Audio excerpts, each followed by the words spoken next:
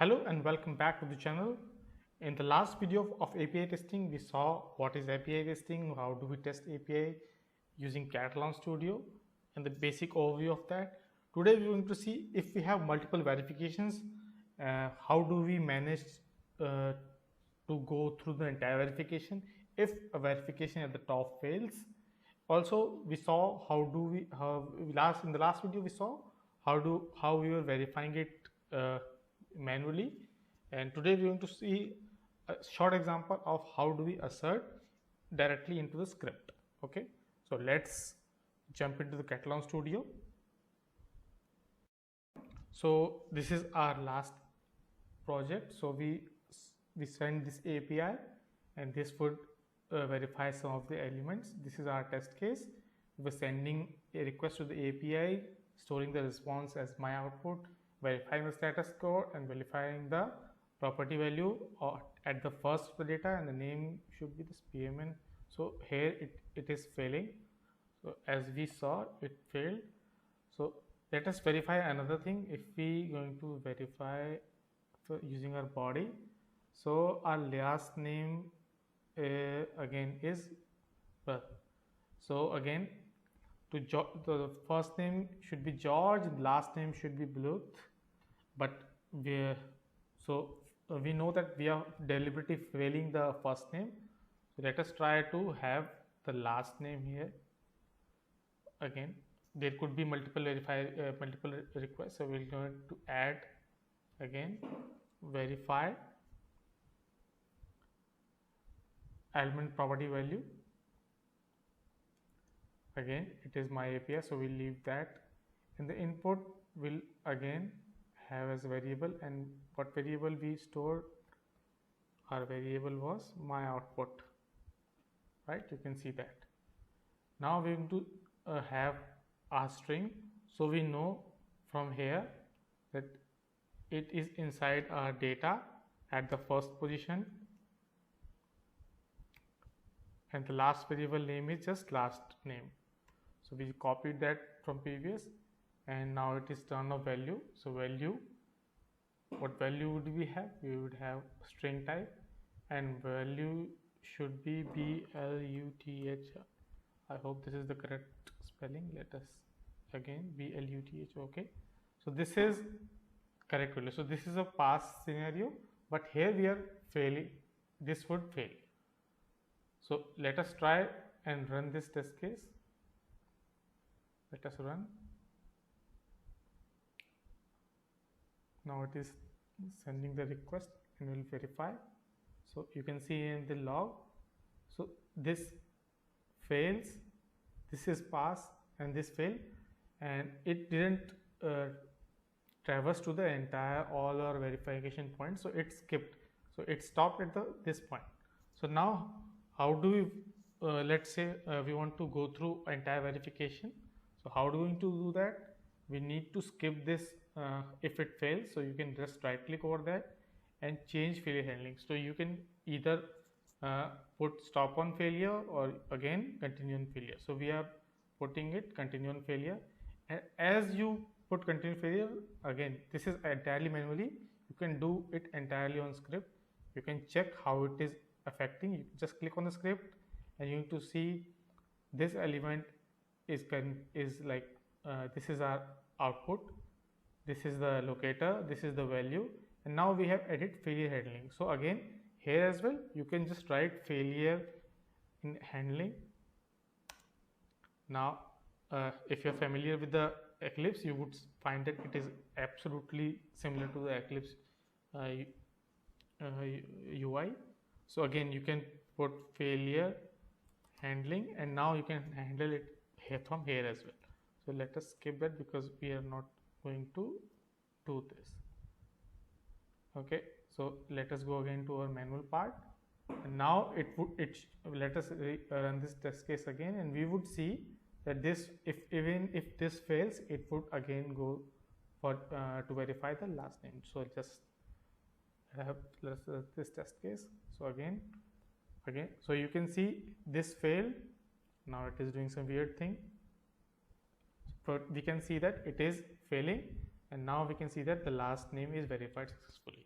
So this is how can you do it using the manual part, as well as you can again, whatever this content is there, you can write it, you can again put it there. So again, data 0 at the, and let us go to the API, and you can see that the first name of the second data should be Janet. So let us copy this, and you can do it from here as well. Just copy Janet, oh sorry, not here, Janet, and at the first place, just save it, and let us go back to our manual. So you're going to see it automatically adds this thing. Just run this, and you're going to see that this also should get a pass result. No, it is a failure for some reason. We'll not debug this right now as we have less time. So again, it should okay, so it is not the last name, it is the first name. Let us quickly do one thing, go on the script part, and it is the first name.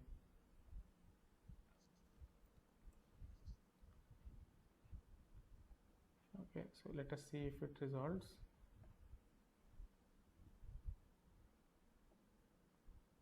So again, you can see that it part the first name is Janet, and it matches.